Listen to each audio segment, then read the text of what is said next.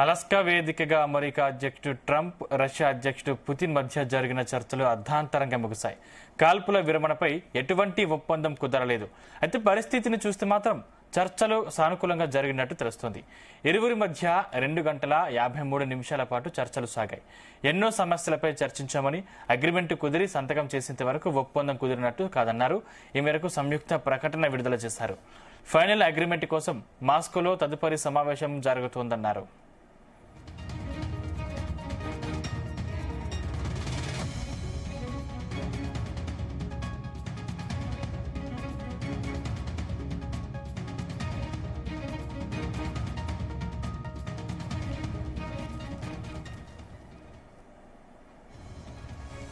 Alaska వేదికగా America అధ్యక్షుడు Trump, Russia అధ్యక్షుడు పుతిన్ మధ్య జరిగిన చర్చలు అర్ధాంతరంగా ముగిశాయి.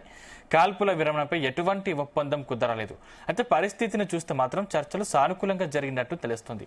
ఇరువురి మధ్య 2 గంటల 53 నిమిషాల పాటు చర్చలు సాగాయి. ఎన్నో సమస్యలపై చర్చించామని, అగ్రిమెంట్ కుదిరి సంతకం చేసేంత వరకు ఒప్పందం కుదిరినట్టు కాదన్నారు.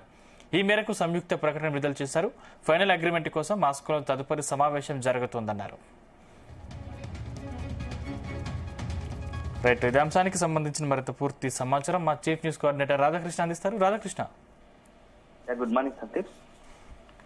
అగ్రరాజ్యం అమెరికా, అదేవిధంగా మరొక పెద్ద దేశం రష్యా, ఈ 2 దేశాలు కీలక దేశాల మధ్య నిన్న జరిగిన చర్చలు, అంటే నిన్న అర్ధరాత్రి, శుక్రవారం అర్ధరాత్రి 12 గంటల 30 నిమిషాలకు అలాస్కా వేదికగా 2 అగ్రరాజ్యాలకు సంబంధించిన భేటీ కొనసాగింది. సో ఒకవైపు అమెరికా అధ్యక్షుడు డొనాల్డ్ ట్రంప్, మరోవైపు రష్యాకు సంబంధించి పుతిన్ అధ్యక్షుడు, ఇద్దరు కూడా సుమారు దాదాపు 3 గంటల పాటు చర్చించారు. సో మొదటగా ఈ భేటీ చాలా ఆసక్తి అని చెప్పవచ్చు.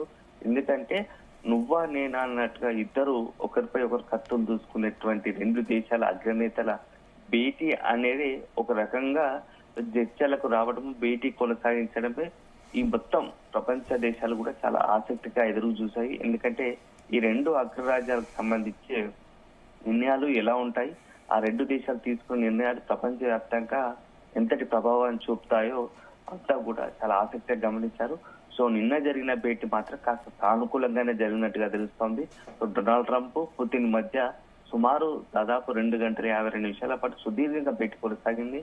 అనేక అంశాల పట్ల ఈ ఇరువురి మధ్య చర్చ జరిగినట్టు తెలుస్తుంది. అన్నిటికీ మించి ప్రస్తుతం ఒకళ్ళ మెయిన్ రీజన్ ఏంటంటే ఈ ఉక్రెయిన్ సంబంధించి యుద్ధ విషయంలో 2 దేశాలు కూడా, ఇటు అగ్రరాజ్యం అమెరికా యుద్ధం ఆపాలని మొదటి నుంచి చెప్తున్నా, ఆ పుతిన్ కూడా కాస్త సానుకూలంగా ఉన్నట్టు తెలిసింది. నేను యుద్ధం ఆపడానికి అన్ని రకాలుగా యుద్ధం శాంతి వార్త నెలకొనడానికి తాను సిద్ధంగా ఉన్నాను, అన్ని చర్యలకు సిద్ధం అంటూ కూడా నిన్న ప్రకటించారు. సో నిన్న అనేక అంశాలపై చర్చించినప్పటికీ ఒక అగ్రిమెంట్ మాత్రం పూర్తి కాలేదు. కానీ సానుకూలంగా అనేక అంశాల పట్ల ఇరువురు కూడా ఒక స్థిర అభిప్రాయానికి వచ్చినట్టుగా తెలుస్తా ఉంది. ఎందుకంటే గత కొద్ది రోజులుగా ప్రపంచవ్యాప్తంగా నెలకొన్న పరిణామాలు కావచ్చు, ఇటీవల కాలంలో అమెరికా అధ్యక్షుడు డొనాల్డ్ ట్రంప్ తీసుకుంటున్న కొన్ని నిర్ణయాలు, ఏదైతే సుంకాలు ఇతర దేశాలపై వేస్తున్న సుంకాల విషయంలో కూడా కొంత రష్యా కూడా పునరాలోచన పడ్డట్టు తెలుస్తోంది.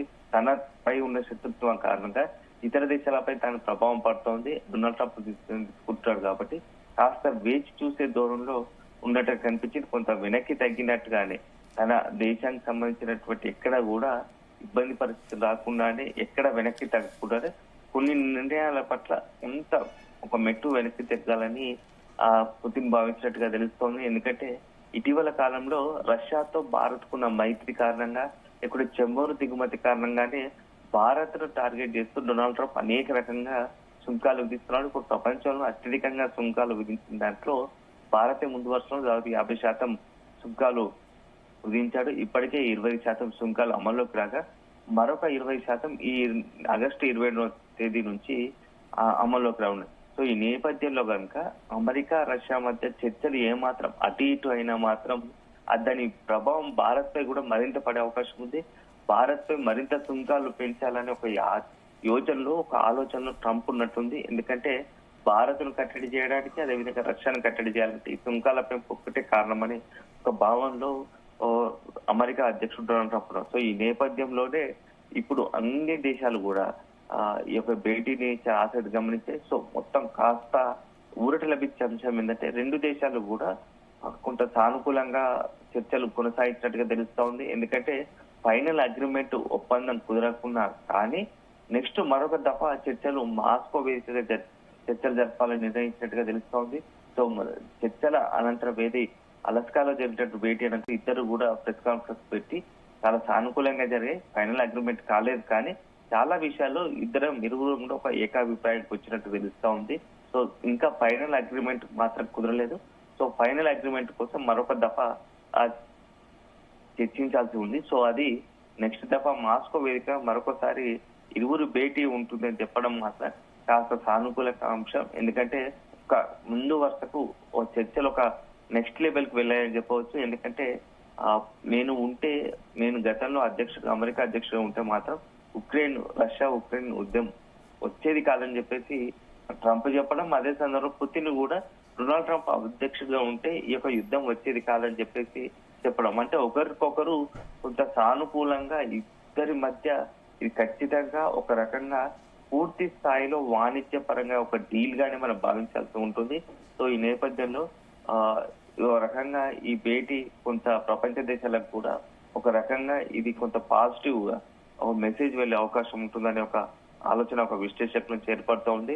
సో మొత్తంగా మాత్రం ఇప్పుడు ఈ నిన్న జరిగిన చర్చల సారాంశాన్ని ఇప్పుడు ఉక్రెయిన్ అధ్యక్షుడు జెలెన్స్కీ అదేవిధంగా యూరోపియన్ యూనియన్ నేతలతో మాట్లాడతారని ట్రంప్ కూడా తెలిపాడు. సో తాను మళ్ళీ పుతిన్ కలుస్తానని చెప్పగా తదుపరి సమావేశం మాస్కోలో ఉంటుందని పుతిన్ చెప్పాడు. సో ఈ మొత్తంగా ఈ యొక్క నిన్న భేటీ మాత్రం ఒక సామరస్యం కొనసాగడం, దానికి సంబంధించి నెక్స్ట్ లెవెల్ మాస్కోలో చర్చ జరుగుతున్న చూస్తూ ఉంటే ఈ రెండు దేశాల మధ్య కొంత గ్యాప్ తగ్గినట్టుంది. పుతిన్ అదేవిధంగా రాధాకృష్ణ అంటే ఈ సమావేశం ముఖ్యంగా భారత్ కి ఎంత వరకు ఇంపార్టెన్స్ ఉంది? సమావేశంలో చర్చలు సఫలం అయ్యే అవకాశం ఉన్న నేపథ్యంలో భారత్ కాస్త ఈ సుంకాల ప్రభావం నుంచి బయటపడే అవకాశం ఉంటుంది. ఒకవేళ కనుక రష్యా అమెరికాల మధ్య పూర్తి స్థాయిలో ఒప్పందాలు కుదిరితే మాత్రం కొంత భారత్ కూడా ఊరట లభించే అవకాశం ఉంటుంది. కొత్తగా సుంకాల ప్రభావం ఉండకపోగా ప్రస్తుతం ఏదైతే భారత్ 50% సుంకాలు విధించారో వాటి విషయంలో కూడా డొనాల్డ్ ట్రంప్ కూడా పునరాలోచనలో పడే అవకాశం ఉంటుంది. దానివల్ల కొంత భారత్ కు కొంత ప్రభావంగా సానుకూలంగా ఈ యొక్క చర్చలకు సంబంధించి ఫలితం మన మీద ఉండే అవకాశం ఉంటుంది. దీంతో పాటుగా మరొకసారి ఇప్పుడు నెక్స్ట్ భవిష్యత్తులో ట్రంప్ తో కూడా మోదీ భేటీ కాబోతున్నారు. సో ఈ నేపథ్యంలో దానికి ముందే ఈ యొక్క అమెరికా రష్యా మధ్య భేటీ కావడం కొంత సానుకూలం కావడం భారత్ కూడా కాస్త కలిసి వచ్చే అంశంగా మనం భావించాల్సి ఉంటుంది. అంటే ముఖ్యంగా ఎలాంటి అగ్రిమెంట్ చేసుకోలేదు కాబట్టి తదుపరి మరో భేటీ ఉండే అవకాశాలు ఉన్నాయా? మాస్కోలో ఖచ్చితంగా నెక్స్ట్ భేటీ ఉంటుందని చెప్పేసి ఇది కూడా ప్రకటించారు. సో నెక్స్ట్ ఫైనల్ అగ్రిమెంట్ చాలా విషయాల్లో ఏకాభిప్రాయం ఉన్నప్పటికీ ఇంకా ఫైనల్ అగ్రిమెంట్ కుదరలేదు. సో కొంత సమయం తీసుకొని ఆ ఫైనల్ అగ్రిమెంట్ కోసం మరొక భేటీ ఉండాల్సి ఉంటుంది. సో అది కూడా మాస్కోలో ఉంటుందని చెప్పి పుతిన్ వెల్లడించారు కాబట్టి సో కొన్ని నిర్ణయాల విషయాల్లో ఇంకా కొంత ఫైనల్ గా కొంత అన్ని ఒపీనియన్ తీసుకొని నెక్స్ట్ అగ్రిమెంట్ కోసమే మాస్కోకి వెళ్లి ఉండే అవకాశం ఉన్నట్టు కనబడుతోంది. ఉక్రెయిన్ తో యుద్ధం ముగించడం పైన అదే విధంగా ఈ సుంకాల విషయంతో పాటుగా అనేకమైనటువంటి వివాదాస్పద అంశాల విషయంలో రెండు దేశాలు కూడా ఒక ఫుల్ స్టాప్ ఎండ్ కార్డు వేసే పరిస్థితి కనబడుతోంది. ఎందుకంటే ఈ రెండు అగ్రరాజ్యాలకు సంబంధించినటువంటి ఈ మొత్తం కూడా సంబంధాలు అది ప్రపంచ వ్యాప్తంగా కూడా ప్రభావం చూపే అవకాశం కనపడుతోంది. ఎందుకంటే కొద్ది రోజుల క్రితం కూడా మనం చూస్తాం ఇజ్రాయెల్ ఇరాన్ మధ్య యుద్ధం విషయంలో కూడా దాదాపు ఒక దశకు ఒకవైపు అమెరికా రష్యా కూడా రంగంలోకి దిగే పరిస్థితి కనిపించింది. అంటే అట్లాంటి యుద్ధ పరిస్థితి ఏర్పడింది. సో ఇప్పుడు అలాంటి లేకుండా చర్చ జరిపిన తర్వాత భవిష్యత్తులో అనేకమైనటువంటి జరిగే యుద్ధ ప్రభావాలను కొంత నిలువరించినట్టు కూడా అవుతోంది. ఎందుకంటే ఇప్పుడు పశ్చిమాసియాలో నెలకొన్నటువంటి తాజా ఉద్రిక్త నేపథ్యంలో ఇజ్రాయెల్ కి సంబంధించి అమెరికా ఉండగా ఇరాన్ కు అండగా రష్యా రంగంలో దిగాలనుకుంది. కాకపోతే చివరి నిమిషంలో కొంత యుద్ధం మొత్తం కూడా సమసిపోవడంతో శాంతి వాతావరణం నెలకొంది. కానీ అదే జరిగితే మరొక మూడో ప్రపంచ యుద్ధానికి కూడా దారితీసే అవకాశాలు కనబడుతున్నాయి. సో ఇప్పుడున్న పరిస్థితుల్లో యుద్ధంగా జరిగితే అది ఊహించని పరిణామాలు ఎదురవుతాయి. ఎందుకంటే అణు యుద్ధానికే అది నాంది పలికే అవకాశం ఉంటుంది. కాబట్టి ఇది మొత్తం యావత్ ప్రపంచానికి మంచిది కాదు. కాబట్టి ఏ దేశమైనా అట్లాంటి ఉద్రిక్త పరిస్థితులు యుద్ధ వాతావరణం నుంచి బయటపడాలంటే ముందుగా చర్చలు, తర్వాత యుద్ధాన్ని చర్చలే అన్నిటికీ అల్టిమేట్ గా పరిష్కారం అని చెప్పేసి ఒక భావనకు వచ్చినట్టుగా తెలుస్తుంది. దాంట్లో భాగంగానే ఇప్పుడు ఈ రెండు అగ్రరాజ్యాల భేటీ కూడా ప్రపంచవ్యాప్తంగా చాలా మార్పులకు, అనేక అంశాల పట్ల మార్పులకు, ఈ రెండు దేశాల మధ్య అగ్రిమెంట్ కుదిరితే, ఒప్పందం కుదిరితే మాత్రం అది ప్రపంచ వ్యాప్తంగా కూడా అనేకమైనటువంటి మార్పులకు, కొంత సానుకూల దృక్పథానికి ఒక పునాది వేసే అవకాశం కనబడతా ఉంటుంది. Right, thank you Radhakrishna.